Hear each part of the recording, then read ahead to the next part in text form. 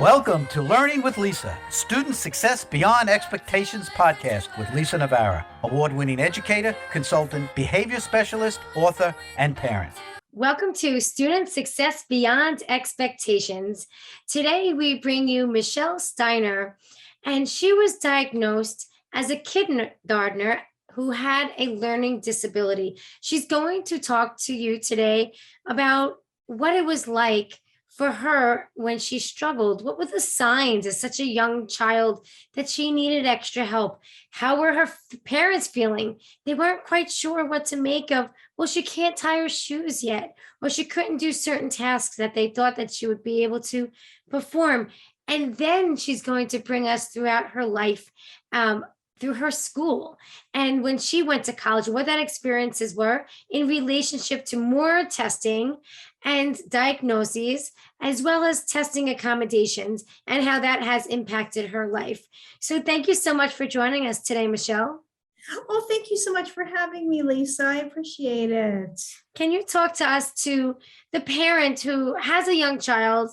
They see certain signs that they're concerned with, but they're just not sure if they should get help, go for an opinion by a doctor. What advice do you have for them? My advice to a lot of the parents that are wondering about that is definitely taking their concerns to somebody, like whether it's their child's teacher or it's with just a professional, if they're working with somebody from birth to 3, or just somebody that's more knowledgeable just on what their concerns are. And where might they start? One of the greatest ways someone can start is if they have a young child right before school. If they're in like any early intervention services, they can mention that to the teacher that comes in, their child's preschool teacher, their pediatrician. That's another great resource for that. And just getting in there and just asking those questions. What kind of concerns did your parents have for you when you were in kindergarten? Well, one of the concerns they did have was, well, I was my parents' first child. So a lot of it, they didn't have a lot to base on because that was their first. And I think they had, my preschool teacher had some concerns that I wasn't, there were some atypical things with my development. When I got into kindergarten, I was not able to tie my shoes. I had some issues with being able to write my name, and math has always been the biggest one, and eye-hand coordination. And those are things that they started to notice. And did your teachers notice that there was a gap in this type of progress as well? Did they speak with your teacher? Yeah. Oh, yes, they knew. They brought that to my parents' attention, that there was just a lot they were seeing in the classroom, that I wasn't performing like a typical kindergartner was. And my parents consented for testing, and the school psychologist called them into a meeting after the testing was done. And they said, well, your daughter has a learning disability and she'll never be able to understand math. And my dad is particularly good at math. So this was a little hard for him to understand. Well, wait a minute, is it like 1 + 1 always going to be 2? And I'm like, and they had to, try to convince them. And luckily my parents went along with that because they wanted what was best for me. And that's how that came about. And the following year, I had to repeat kindergarten over again and in a new school. And so you repeated, because there's a lot of talk too about retention. So what is your personal opinion about retention, being that you had to do kindergarten twice?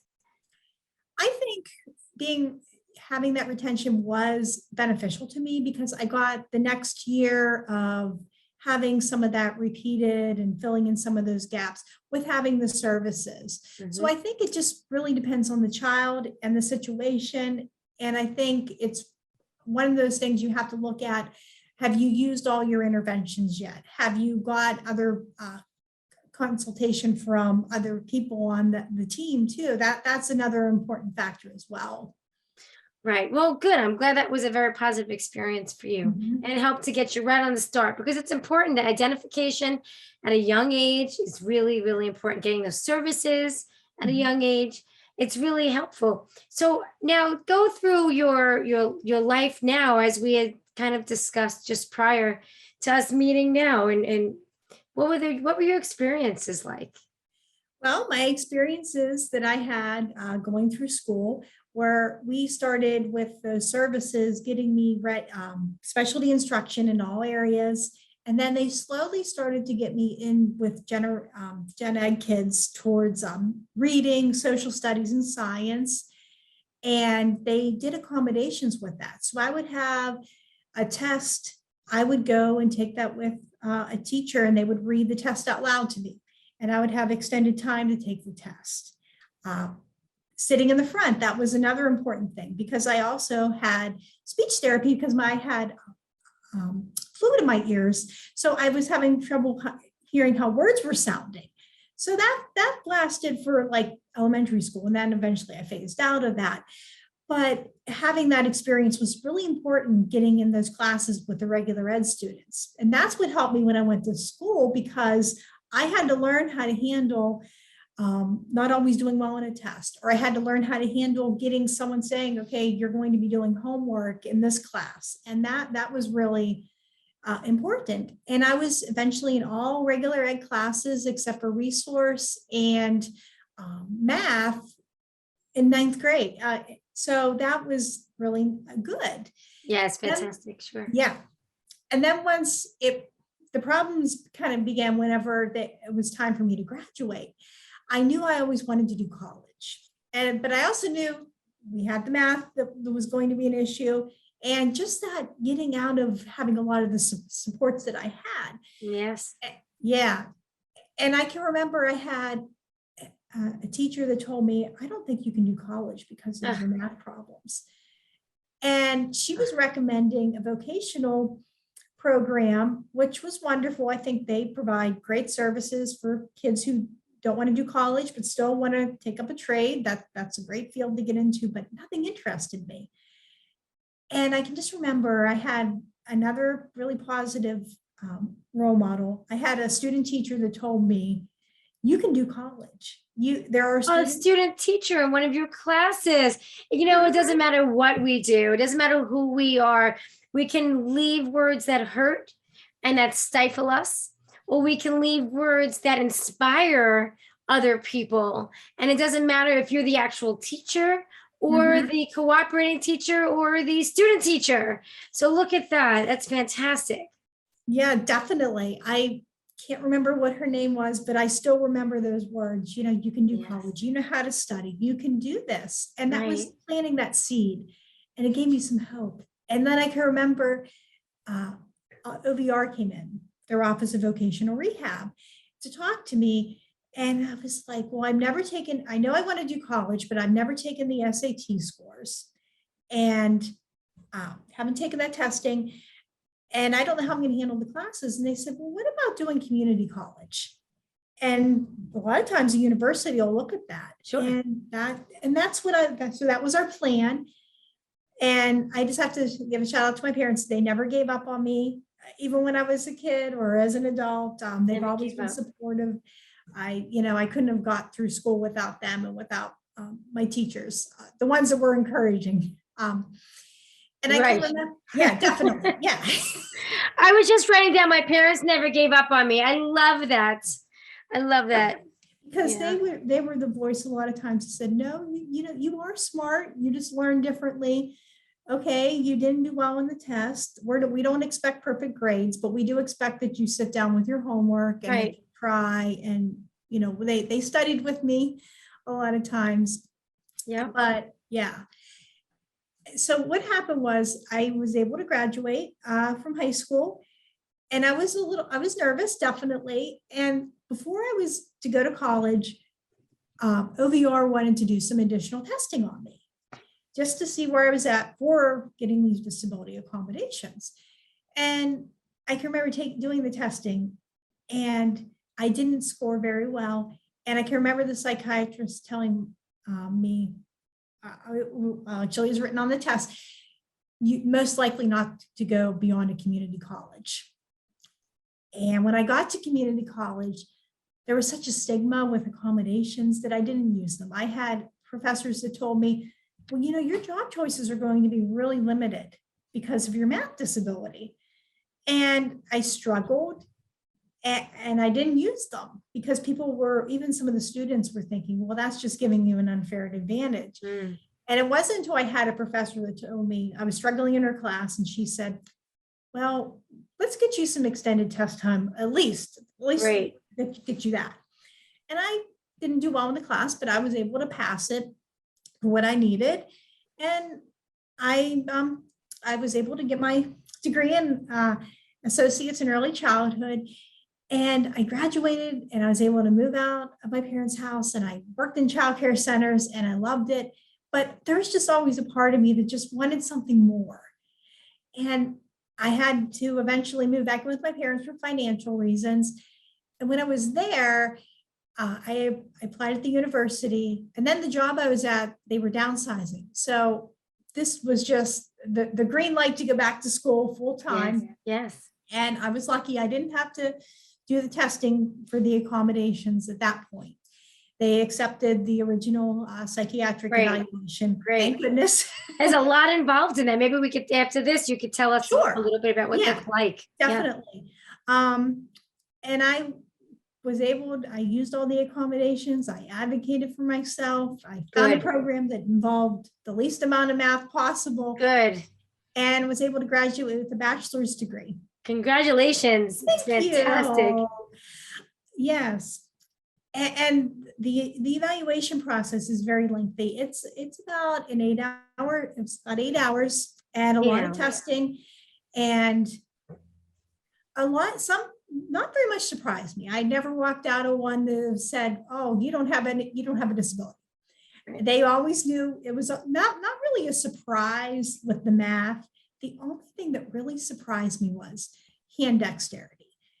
And when I was a kid, even now, I am not the most coordinated person. I do drop things a lot. Things will go out of my hands. I don't have great handwriting.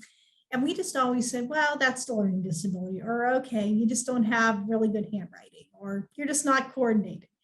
And then they tested me, and they said, you have hand dexterity issues. You have very low hand dexterity. And that's compared to people that have brain injuries. So, Yeah. And the light bulb just went off. I'm like, oh, that makes a lot of sense. So for our listeners who are really considering testing and the value of them, that's a testament really of two things, really. One, how we can over-test or make children feel like you're over-tested. Yeah. And two, they really can be very helpful with understanding yourself and understanding what's going on. And you know what? It's valid. It's like, I know I keep dropping things, but I'm trying. You know, it's not behavioral. It's just way I made up. And so, like, how did that put some pieces together for you?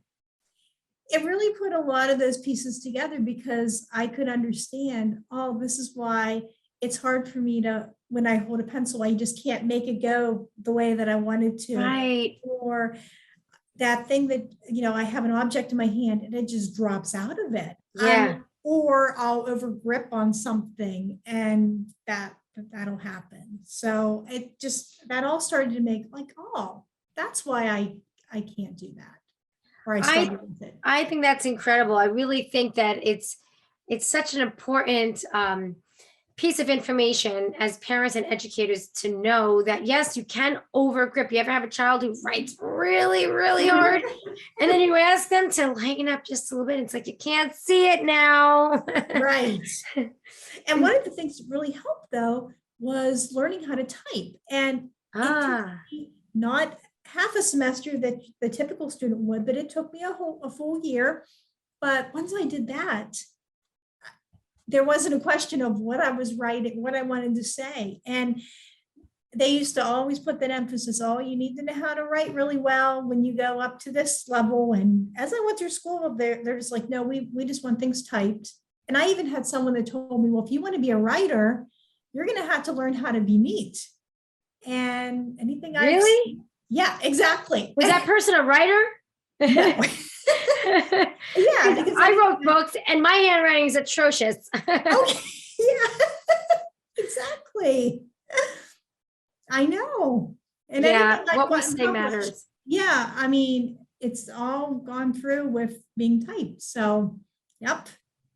And Michelle, I was saying earlier, I was just interviewed before here with you on the other Mhm. side of podcast life. And I was really highlighting the importance of providing accommodations when students are both learning and taking tests online. Yes. Right. So you're in the classrooms now, you're in the middle school, you work Right. with middle schoolers and they're online, they're on programs learning, right? Right. Do you find that children with disabilities have difficult time focusing? Oh, they definitely do. 2 years ago, when we were, still getting back into that, or we were back Right. online again, that was really difficult. In fact, sometimes I would have to go in with the student and I'd read a test to them, or I'd sit with them and supervise while they got some work done. Reading a test, And, there's the reading accommodations, mhm. And I right? still, Now, and yep. you work in a special education classroom, yes? I work in some, like in Okay. some learning support rooms, and then other ones I'll go in and I'll help out the students that are able to be in a general ed setting. And I just will be able to kind of go over and just emphasize what the teacher is saying, reinforce that, take them aside if they Right. need a little break, or help them with reading a test, and just helping out, just giving that little reinforcement for a student. Right. And now I'm curious, from your opinion and your perspective, Mhm. say there's 5 out of like 10 students. 5 of those students get testing accommodations, and they are to have directions read and explained. But Mhm. now it's a quiet environment, and these students are taking a test online in class. How do you think those testing accommodations should be or could be delivered? I think if you're going to provide that, that should be away from like doing a breakout room, away from the other students, because there still is that stigma, that's not fair, or you're getting those. Yeah. So I think it should be, if you take those students that need that. But sometimes, like if we are in the classroom, and sometimes that can be beneficial to a child that might have missed some information too. So it just really depends on the students. It depends on the class, and just what I'm directed to do as well. Sure, of course. Now, have you seen that because I've seen this. I've seen it in the classroom, and certainly then at home, where children are kind of left by themselves. Go on to this program for 20 minutes, go Mhm. read or go do math, and do the best you can. And remember to focus, but their accommodations aren't being delivered. Exactly. I've seen that as well. Or back like 2.5 years ago, I could see where sometimes we would just have to sit there and supervise a student doing their work.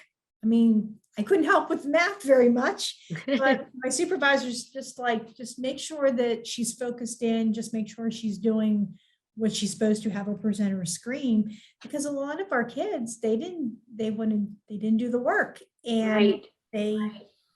yeah, so they do need to have that focus, or just somebody there to kind of keep them accountable for what they are doing. And there's a lot of distractions when they're working at home too, that you may not get in the classroom. Sure. And even in the classroom, there's distractions if there's a Mhm. noise in the Yep. hallway, somebody's talking, or they're just not motivated to engage in the program. True. So, yep, that's where taking sometimes out in the hallway, going to another classroom, just giving them that quiet space that they can focus in on what they need to get done. And being that you can understand the world of really having those accommodations be part of your learning experience, do you think it would be a good idea for educators to walk around, know who has what accommodation, so that way they can explain to them real time? Okay, do you understand? Do you have any questions? Make sure you raise your hand, because I see that you're doing this, but now they're asking you a different type of question. Do you need me to reread the question, which is a very Yep. common accommodation? Exactly. I think that's important too. that they do offer that, and we do model what you do in a situation like that. That's really important. And I think it's important that kids have an age appropriate understanding of what their disability is too. Yes. Yeah, because there's a lot that they don't understand what an IEP is, or they don't understand what their disability is. And I've had to explain to some of them, maybe not so much their disability, but the ones that knew, oh, I can't, have really struggled with reading. How do I handle being that exception in the classroom, like with getting up in front of people? And we kind of went through, well, you know, talk to your teacher privately after class and just, you know, emphasize with that way so they know what you have. But yeah, I agree 100%, going through and just saying, having them ask those questions, do you need me to read this? Do you need that? Right. I really think that kids, once they go online, they don't realize that they can ask, what does this mean? What are they asking Right. me to do? What is this word? They want me to read it. I don't know. Then you can go over, you could say, use your strategies. Look, there's a routine, there's a split diagraph. You know, it prompts them. Now it's a learning experience rather than black or white. Exactly. Definitely. I think that's something we really need to work on everywhere when children are learning, whether it be at home or in the classroom. And actually, it could be a homework assignment. Did your child ask you a question while online? You know? Yeah, learning how to ask that, because eventually that child is going to go out, whether it's college or a training program or a job, and they're going to have to advocate for themselves. Yes.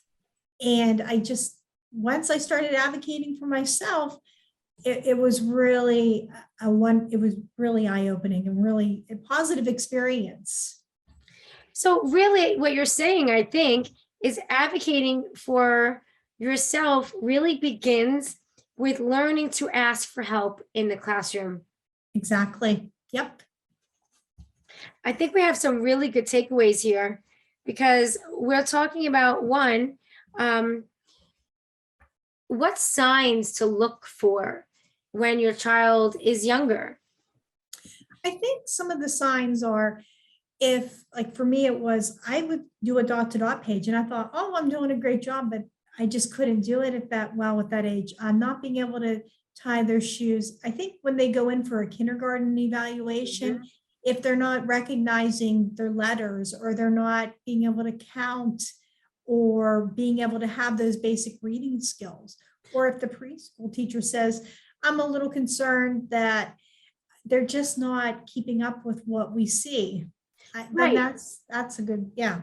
Right. So when they're little, really taking a look at what the teachers are saying. Is your child working really hard to perform a skill and thinks maybe they did a great job, or maybe they think, oh, I really tried hard and that's not the outcome that I wanted. So as a young parent of maybe your first child, or maybe you've had more than one child, this is something where you can look to see those signs to then seek some professional help, guidance, and opinions from.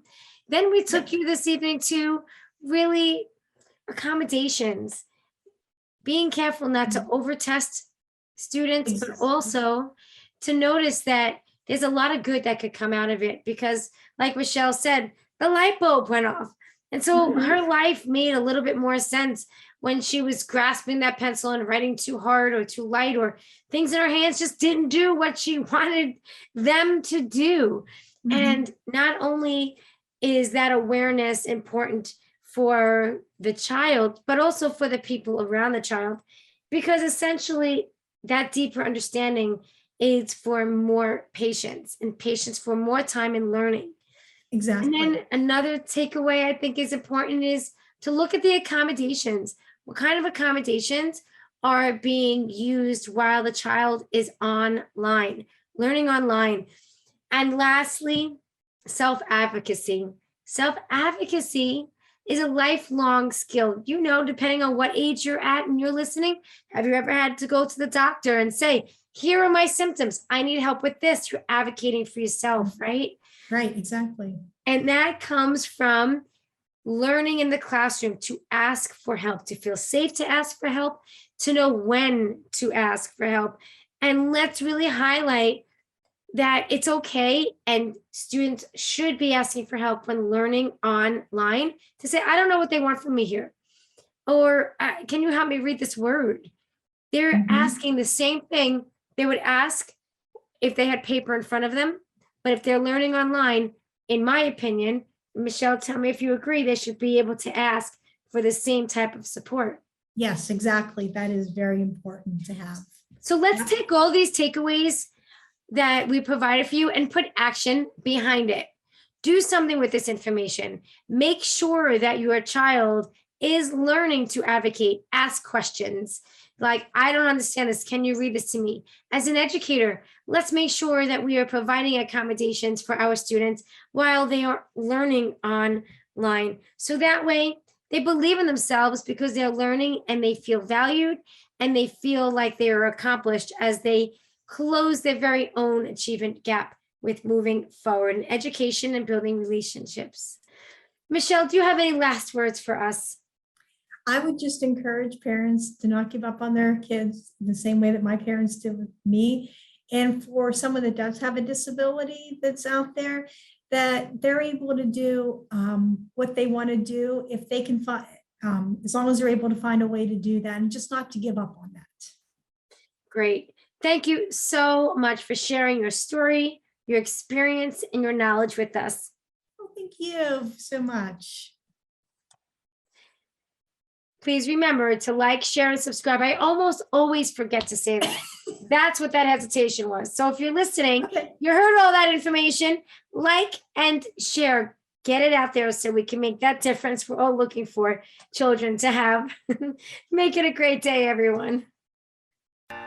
Thank you for listening to the Student Success Beyond Expectations podcast, where school leaders, educators, and parents meet on behalf of children who struggle with learning.